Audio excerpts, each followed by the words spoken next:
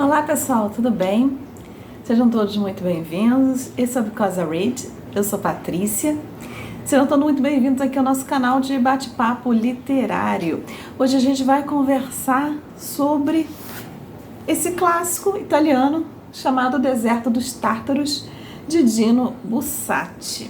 Mas antes de começar, vou lembrar vocês de não esquecer de deixar o seu like, porque ajuda o canal, de se inscrever, se você não é inscrito, gostar do nosso troca-troca literário aqui. Lembrar a todos que nós temos um perfil no Instagram, um grupo no Facebook e um grupo de leitura conjunta, de discussão de leitura conjunta no WhatsApp. Os links para esses canais sempre ficam aqui embaixo, na descrição do vídeo, assim como o link para os livros que eu mostro aqui para vocês na Amazon, tá bom? Então, gente, vamos conversar hoje. Eu tô com esse livro na estante já tem algum tempo e eu já ouvi falar, já assisti algumas resenhas sobre esse livro, li algumas coisas. Eu sempre tinha ouvido falar, assim, né? Tem gente que ama esse livro e tem gente que já diz assim, não é pra mim, né? E aí eu comprei ele, deixei na estante e essa semana eu resolvi conferir sobre o que seria o Deserto dos Tártaros, né? Então, eu acho que... Não, já li Elena Ferrante, não é o meu primeiro autor italiano, não. Mas nunca tinha lido nada de Dino Buzzati, então a gente vai conversar aqui um pouquinho sobre ele.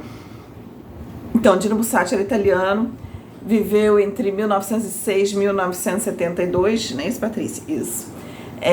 Ele viveu uma parte da sua vida em Milão, onde trabalhou, foi seu primeiro emprego e ele trabalhou por toda a vida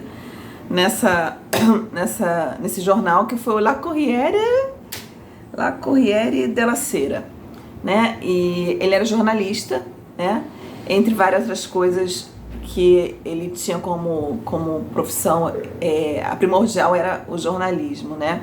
Ele também era contista, novelista, dramaturgo, poeta. Mas uma curiosidade a respeito do Dino é que se você falasse que ele era um escritor, ele falava que não, que a profissão dele era jornalista. Ele não gostava de ser né, classificado como um escritor, né? A profissão dele primordial era o jornalismo. Ele começou a escrever em 1933 ficções, né? Porque aí, antes disso ele já era jornalista. E o Deserto dos Tártaros foi a obra mais difundida dele, né, mais conceituada pelos leitores e pelo crítico. Foi escrito em 1938, publicado em 1940. É quase uma novela, gente, é uma novelinha, né? Tem o quê? Eu li num dia só, 171 páginas. E sobre o que fala, Patrícia? Não tem muita coisa acontecendo aqui no Deserto dos Tártaros, não. Ele vai falar sobre um tenente, o tempo cronológico, né? Eu acredito que ele escreveu isso a um tempo contemporâneo ao dele, então eu diria assim, década de 30, né? Essa história que se passaria na década de 30. Eu acredito, tá? Porque não tem nada escrito assim no livro. E fala sobre um jovem oficial, tenente, chamado Giovanni Drogo. E o Giovanni, a história começa quando o Giovanni acabou de sair da academia de oficiais, foi designado para um posto num forte chamado Forte Bastiani, que ele não sabe nem direito onde isso fica, mas ele, né, a gente começa a jornada com ele, né, saindo a cavalo para ir para esse Forte Bastiani. Ele mora com a família numa cidade, né, no interior da Itália, e tem alguns amigos. Ele não é um cara assim, né, super bem, né, entrosado, extrovertido. Ele tem alguns poucos amigos, tem a mãe, tem mais 2 irmãos e tem uma namoradinha, né, que é irmã do melhor amigo dele. Mas ele tá indo agora, cavalgando aí na direção desse Forte Bastiani, cheio de, vamos dizer assim, de sonhos, né, ele quer participar de batalhas, ele quer ter a glória das batalhas, ele quer crescer dentro da corporação, né, do exército. Então ele vai alegre, faceiro, pensando nisso, né, nesse destino. Só que ele cavalga, não chega até a lugar nenhum, até que ele encontra no meio do caminho um outro oficial, se não me engano é um capitão, que também presta serviço nesse Forte Bastiani, e aí eles começam a cavalgar juntos. E é muito longe. Ele leva alguns dias para chegar lá, acho que 2, 3 dias para chegar lá. E quando ele olha ao longe, o forte não é, né? O forte está muito descuidado, algumas coisas já estão em ruínas, né? Ele fica bem desapontado quando ele chega lá, e é muito longe, né? E ele pensa assim, aqui, né, nada vai acontecer, minha vida não vai deslinchar aqui, minha profissão, minha carreira como militar não vai crescer aqui. E aí ele chega lá, vai se apresentar ao oficial superior, e o oficial superior já está acostumado com esse tipo de postura de quem chega, esse desapontamento, essa frustração. Ele fala, não, ele fala assim, olha, eu tô aqui, mas foi engano, eu vou embora, vou pedir transferência. Ele, não, fica aqui um tempinho, daqui a 4 meses tem o exame médico que acontece para todo mundo, aí quando chegar nesse exame médico a gente dá um jeito de falar que você não se adaptou aqui, que você não tá bem de saúde, você é transferido, mas dá esses 4 meses. E aí ele resolve ficar lá esses 4 meses. E é mais ou menos do jeito que ele esperava, gente. O lugar, a descrição desse forte parece uma coisa assim meio onírica, sabe? Assim, meio surreal, porque é um forte teoricamente grande, imponente, mas já está muito mal cuidado. E ele faz uma barreira, uma fronteira, né? Uma fronteira da Itália. Ele tem fronteira com um deserto, que eles chamam do deserto dos Tártaros, e uma cordilheira, né? Então, assim, eles estão... Eu fiquei imaginando isso na minha cabeça e eu achei que deve ser um lugar, assim, com uma visão muito especial, assim, muito grandiosa, sabe? Apesar da construção, da edificação em si não estar na melhor das condições. E quem eram os tártaros aqui? Os tártaros eram... Eu fui pesquisar na internet, né? Era, na verdade, um grupo de povos, né? De cultura, a maioria deles turco, de religião muçulmana, né? E eles, cada um com a sua cultura, mas eles eram designados e viviam ali numa determinada parte da Turquia, Ásia Central, né? E eles faziam fronteira aqui com a Itália. E aí, gente, ele fica lá esses 4 meses, fazendo serviço, não tem muita coisa acontecendo. E aí, quando dá os 4 meses que ele vai fazer esse exame médico, e o médico, não, é só assinar aqui, eu vou dizer que você não tá bem, tá com problema respiratório, que esse ar não fez bem pra você, eu vou levar pro capitão aqui, pro comandante do forte assinar pra você ser liberado. E aí ele olha pela janela e tudo, e ele resolve dar uma segunda chance pro lugar. E aí ele fica, e vai ficando. De vez em quando ele desce pra ir na cidade dele, assim, a cada 2, 3 anos. Só que o que acontece? Ele desce pra cidade, olha a cidade, ele já não se sente tão parte daquela rotina da cidade também. E ele acaba sempre voltando pro forte. E no momento que ele resolve sair dali e pedir transferência, ele não consegue mais, não deixa ele pedir transferência. Então ele vai ficando. As pessoas que estão ali naquele forte estão na expectativa porque já tinha uma história anterior de guerra ali, de ataque desses povos tártaros, né, naquela região fronteiriça.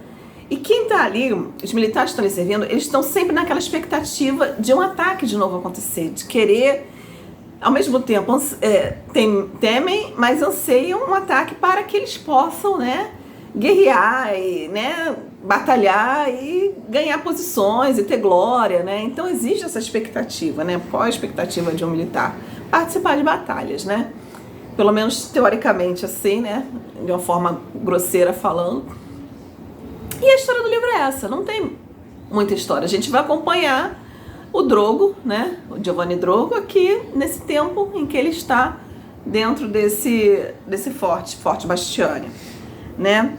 A narrativa, gente, é uma narrativa em terceira pessoa, é uma narrativa simples, mas, assim, apesar de não ter muita história acontecendo, é uma narrativa que te prende. Você vai fácil, né? Principalmente pessoa que tem hábito de ler, as páginas passam fáceis aqui dentro dessa história, né? E, num primeiro momento, você vai observar que ela aborda alguns temas, né? Alguns temas aqui estão, assim, por óbvios, são dados ao leitor, né? O que é dado ao leitor? Viver o presente, né? Porque o Giovanni acaba passando a vida inteira dele nesse forte, sempre na expectativa de algo acontecer, de algo mudar, de alguma coisa acontecer. E não acontece, né? Para ele não acontece, né? E vem muito essa ideia assim, né? Aquelas histórias com moral, né? Não viva a sua vida na expectativa do que vai acontecer. Ou, né, a famosa frase, a vida é aquilo que acontece enquanto você está fazendo planos, né? Então, assim, ele fica a vida toda numa rotina e o tempo para ele, isso aqui é mostrado de uma forma muito nítida. Apesar dele estar numa rotina em que praticamente nada acontece, o tempo voa, o tempo passa muito rápido. Ele fica assim, não, amanhã eu saio, amanhã eu peço transferência, amanhã eu peço baixa. E o tempo vai passando, e quando ele vê, passou uma semana, um mês, um ano, 2 anos, e ele continua ali, né? Então, assim, essa é uma coisa muito dada aqui dentro do livro, né? Presta atenção, ó, o tempo está passando. Não deixa seus planos para se concretizarem amanhã, faça seus planos se realizarem hoje, ou melhor, se você tem coisas que você precisa esperar, não deixe de viver o dia de hoje na expectativa dessas coisas. Continue vivendo o dia de hoje, né? Outra coisa que acontece aqui, a gente percebe, né? É uma crítica ao sistema militar da época, né? Porque as pessoas eram meio que... Ninguém queria ficar nesse Forte Bastiani porque ficava meio isolado do mundo. Então as pessoas eram meio que obrigadas, né? A ficar ali, os soldados, os militares eram meio que, né? Instigados, não, você tem que ir, você tem que cumprir o seu lugar aí, pronto. E chegou um determinado momento que, dependendo da política, do que estava acontecendo, e aqui a gente tem que entender que a gente está num momento pré-Segunda Guerra Mundial, então tem muita coisa fervilhando, né?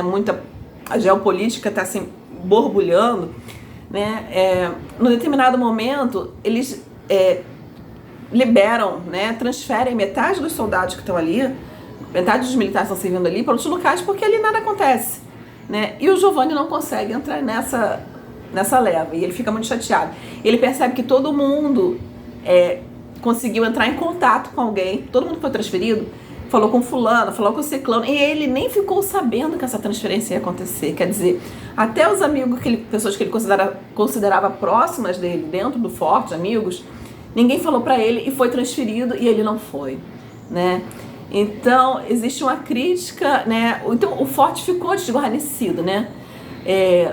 O pessoal efetivo que estava ali dentro do forte não tinha como cobrir todas as fronteiras, porque o forte era um território grande, então eles não tinham como cobrir todas as fronteiras. Mas mesmo assim, por motivos políticos, eles só ficaram com metade do contingente, né? Então, existe uma crítica também aqui ao sistema militar, como é que ele funciona, né? Outra coisa, assim, que a gente percebe, né? O que o Giovanni queria, assim como todos aqueles outros militares que estavam ali? Glória, né? Eles queriam a glória, eles queriam ter o seu nome na história, né? E isso foi meio que tanto uma obsessão para ele que não permitiu que ele fizesse outra coisa na vida a não ser esperar por esse momento de glória, né? Então existe essa crítica aqui dentro também, né?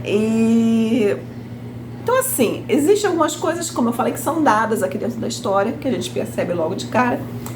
Agora, existem outras coisas aqui também que não ficam tão assim. Aí tem que ser o leitor mais atento para observar algumas outras coisas, né?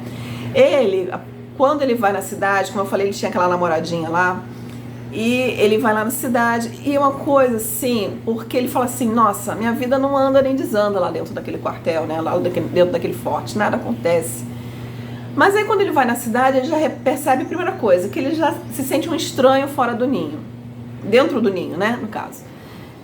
Que ele já não está tão enturmado com a rotina da casa dele, com a rotina dos amigos. Os amigos, cada um foi criando seu próprio destino, viajando, se mudando, casando, se profissionalizando em alguma área, né, abrindo algum negócio. E aquilo ali já não fazia tão parte da vivência dele. Aquilo ali estava totalmente longe da vivência dele dentro do quartel. Então, aquelas experiências ali não diziam nada para ele, né? E aí ele foi encontrar com a menina, que, né, era a namoradinha dele. Essa menina, se percebe, né, tá na expectativa dele dizer que ele vai pedir baixa, ou que ele vai ser transferido, que eles vão casar.